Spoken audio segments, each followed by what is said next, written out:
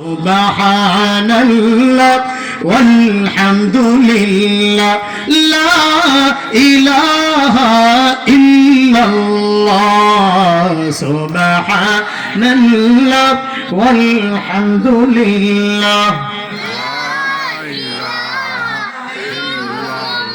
لا إله إلا الله محمد رسول الله صلى الله عليه وسلم আমি দুই একটা গুনাহের কথা বলবো যদি আপনাদের বিরক্ত না নেন।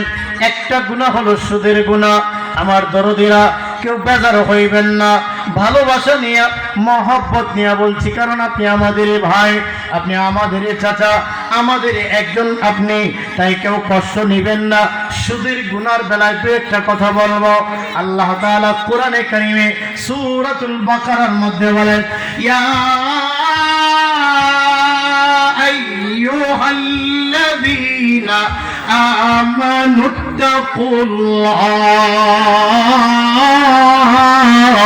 وذروا ما بقي من الربا إن كنتم